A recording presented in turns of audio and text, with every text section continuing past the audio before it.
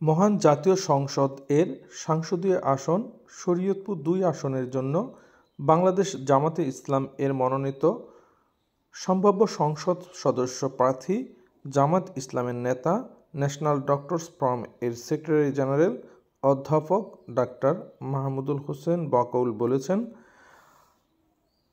বাংলাদেশে জামাতে ইসলাম রাষ্ট্র ক্ষমতায় আসলে বাংলাদেশকে বৈষম্য মুক্ত ন্যায় ইনসাফের দেশে প্রতিষ্ঠা করবে।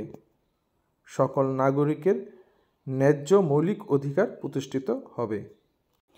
আগামী জাতীয় সংসদ নির্বাচন উপলক্ষে শরীয়তপুরের ২ আসনের নির্বাচনী এলাকা নড়িয়া উপজেলা ভোজেশ্বর বাজারে ব্যবসায়ী ও সাধারণ ভোটারদের সাথে সৌজন্য সাক্ষাৎ ও গণসংযোগকালে তিনি এসব কথা বলেন। এ সময় তিনি বর্তমান গঠিত নারী কমিশনের ধর্মবিরোধী, অগ্রহণযোগ্য ও অজনহিতকর প্রস্তাব বাতিল করার দাবি জানান। নির্বাচন পূর্ব প্রস্তুতিমূলক গণসংযোগকালে তার সঙ্গে স্থানীয় গণ্যমান্য ব্যক্তি ও স্থানীয় জামাত ইসলাম এবং অঙ্গ সংগঠনের নেতাকর্মীরা উপস্থিত ছিলেন।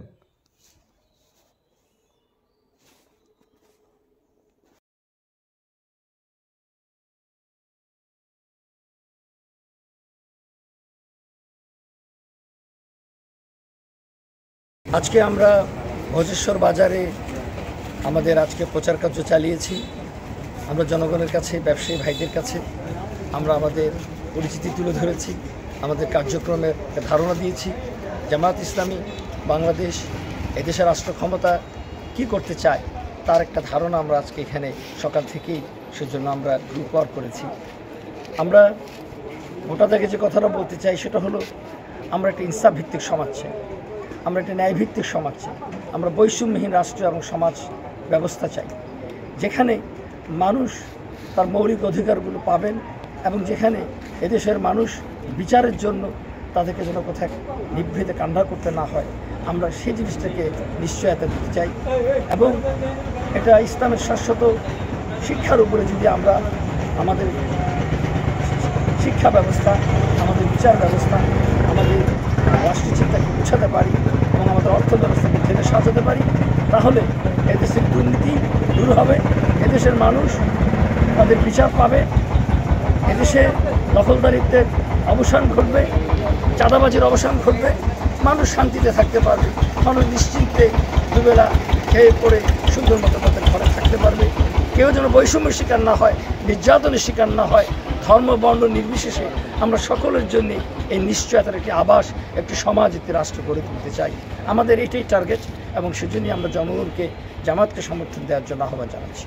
নারী কমিশন যারা মতামত দিয়েছেন তারা তাদের চিন্তা থেকে, তাদের শিক্ষা, তাদের আদর্শ থেকে দিয়েছে, কিন্তু এটা এদেশের আপামর জনসাধারণের মনের কথা নয় এবং নারী সমাজেরও অধিকাংশের মনের কথা নয়। আমরা বুঝি যে তারা তাদের মতামত দিয়েছেন, জনগণও তাদের মতামত দিচ্ছে। আপনারা দেখেছেন পত্রিকায় নানা ধরনের নারী পক্ষের পক্ষ থেকে এর বিপক্ষে নানা রকম কথা বলা হয়েছে। আমরা মনে করি এই নারী কমিশনকে সমস্ত বিষয়টাকে আমাদের কৃষ্টি, আমাদের আদর্শ, আমাদের ধর্ম, আমাদের দেশের দেশজ বিবেচনায় এটাকে পুনর্বিবেচনা করতে হবে, পুনর্গঠন করতে হবে। আমরা সরকারের কাছে পুনর্গঠিত নারী কমিশনের জন্য দাবি জানাচ্ছি।